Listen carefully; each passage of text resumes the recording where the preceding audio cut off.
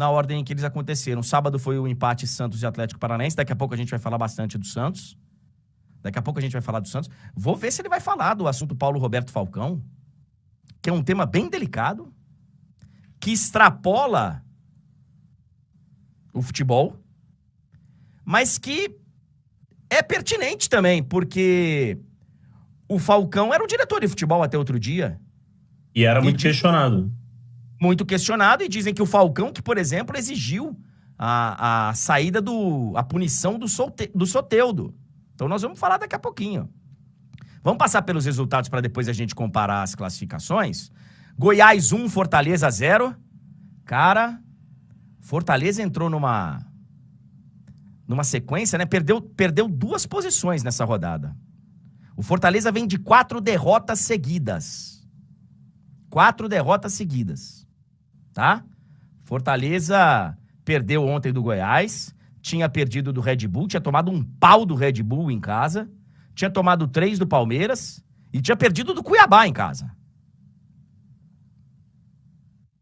O momento do Fortaleza não é legal, né? Não é legal.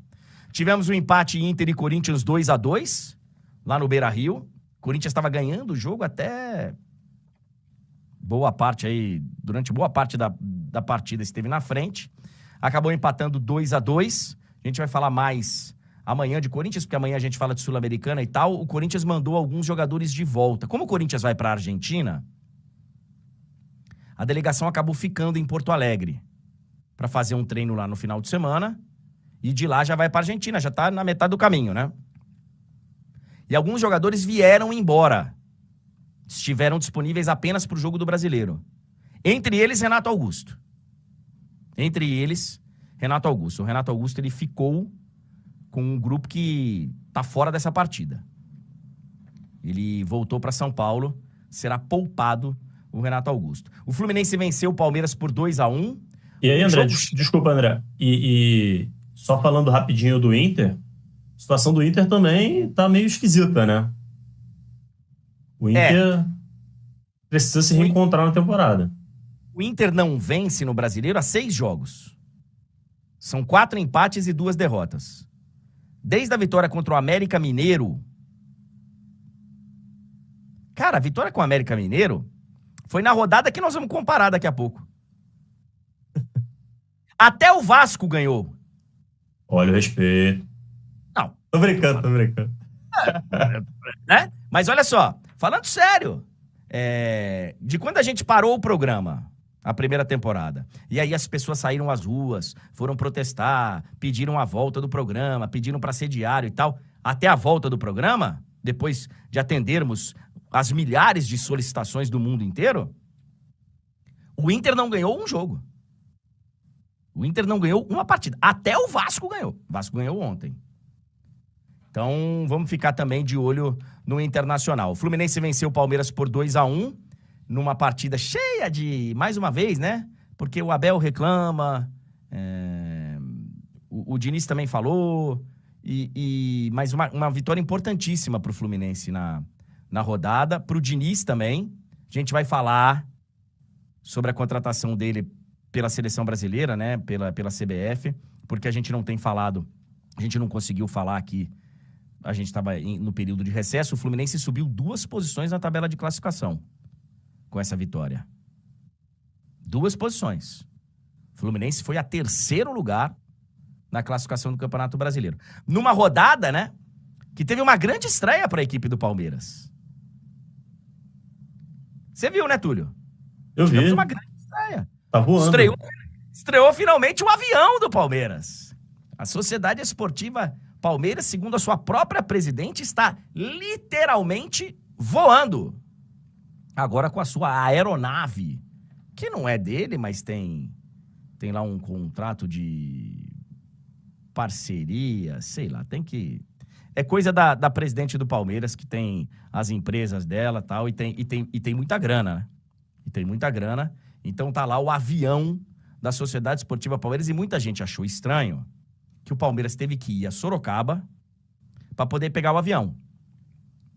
Porque em Sorocaba tem um aeroporto para aeronaves desse estilo. um aeroporto privado para voos que são... Hoje você não consegue, por exemplo, meter... Eu até tentei, Túlio, ter um avião aqui em Congonhas. Mas é inviável. Não tem slots de decolagem. Se você chegar em Congonhas às 3 da tarde e falar, eu quero decolar, o cara fala, não, só tem horário para decolar às 5. Então, o avião fica em Sorocaba, que lá você chega e já embarca, lá é coisa de... Né, é outro patamar. Outro patamar. Então, o Palmeiras sempre deixa a aeronave em Sorocaba, foi a Sorocaba, para de Sorocaba embarcar para o Rio de Janeiro. Mas muita gente falou, eu ouvi muita gente falando, nossa, vai demorar 2 horas até Sorocaba para poder... Não é assim. Não é assim.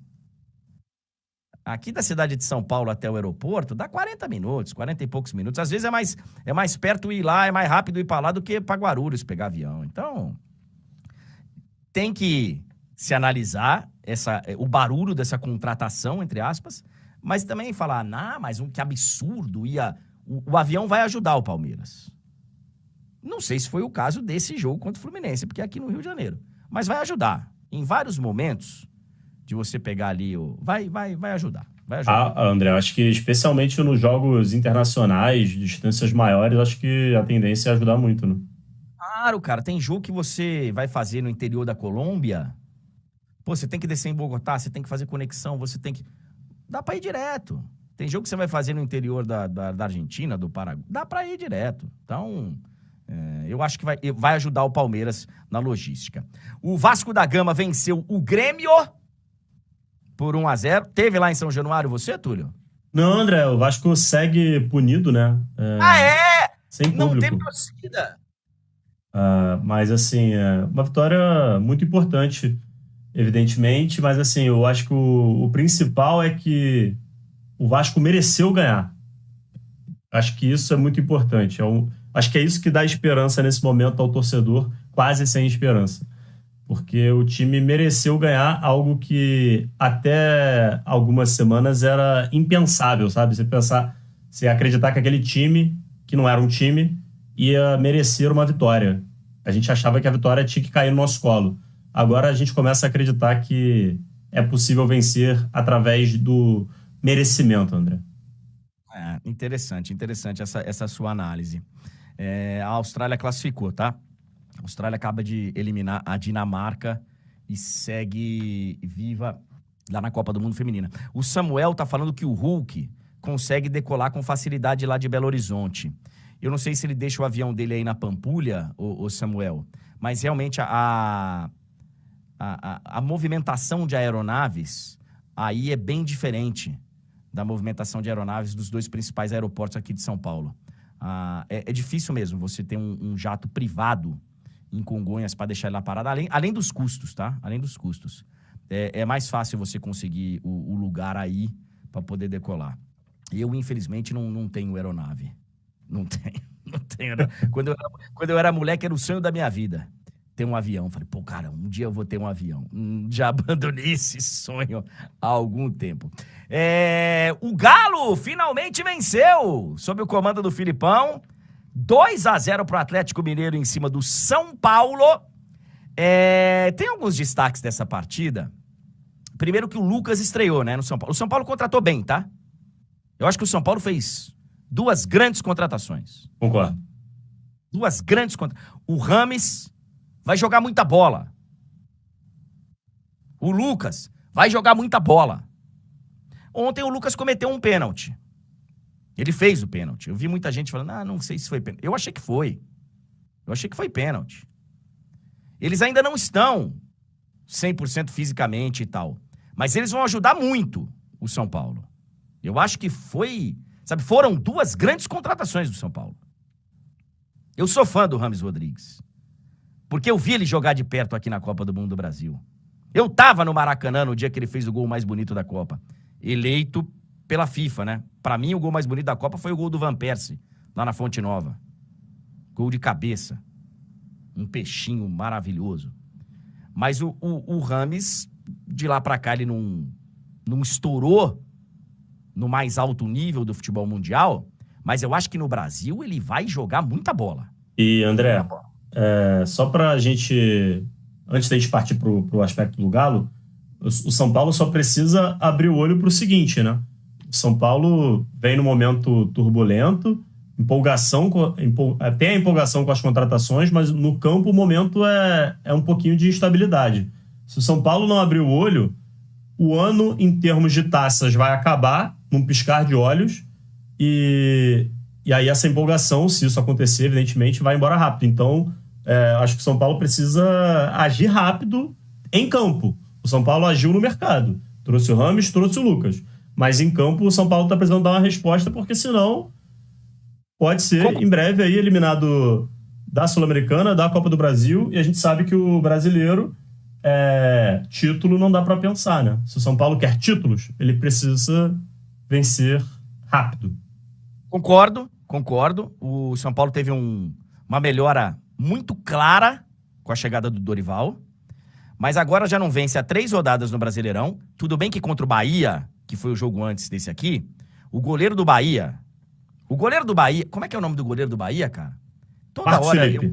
Marcos Felipe. É um nome composto, não é nome com todo o respeito, não é nome de jogador, né? Jogador tem que ser nome único, enfim, mas não vem ao caso. É muito nome composto. O Roberto Carlos discorda de você e muitos outros. Mas tem só um, assim, que acho que é um dos maiores desse quesito. É que eu sinto falta daqueles nomes que são, né... mais impactantes?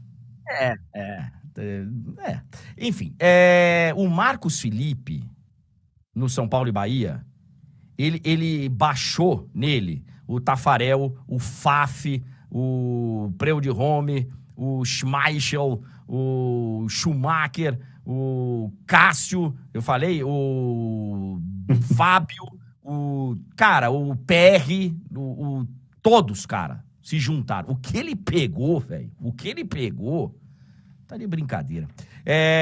Mas o São Paulo tem que ficar esperto, porque agora tem jogos decisivos contra Corinthians e São Lourenço. Tá atrás nos dois, né? Primeiro São Lourenço, depois o Corinthians. Tá atrás no mata-mata nos dois. E pega o Flamengo no Campeonato Brasileiro. Próximo jogo do São Paulo é contra o Flamengo, no domingo. E já a Monique vai entrar pra gente falar de Flamengo com ela. Mas antes... E o Galo, né? O Galo, ótima notícia, volta a vencer, né, André? E o Hulk foi o nosso curioso, né? O Hulk fez um golaço absurdo, improvável, do meio da rua, e perdeu um gol quase debaixo da trave, né? Ele fez um gol a 94 km por hora e depois perdeu um gol, cara, que você, de olhos vendados, teria feito, Túlio. Tá, que bom que você adicionou de olhos vendados, porque... Você é craque, pô. O Tendência Game mandou uma grana aqui, tá perguntando se a derrota do Fla ontem foi pra sacanear o técnico. Vou perguntar daqui a pouco pra Monique Danello. Vou perguntar pra Monique Danello daqui a pouco. Cruzeiro 0, Botafogo 0. Preocupante aí pro Botafogo. Gente, nós vamos falar mais, tá? Durante a semana. Hoje nós estamos voltando, então tem muito assunto. Durante a semana a gente vai falar mais. Vamos detalhar o líder Botafogo, essa diferença do Botafogo. O Botafogo é preocupante agora porque o Tiquinho voltou para o Rio de Janeiro para fazer uma análise mais profunda da contusão dele.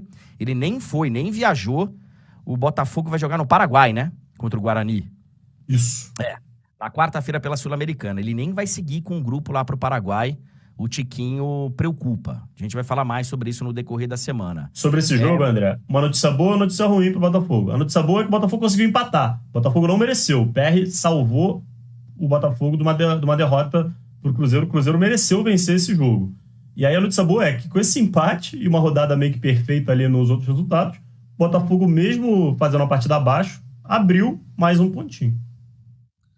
Sensacional. O Botafogo, daqui a pouco a gente vai mostrar a tabela de comparação rapidinho, só para fazer uma análise. A gente vai ver, o Botafogo segue lá. E muita gente falava, o Botafogo vai perder o gás.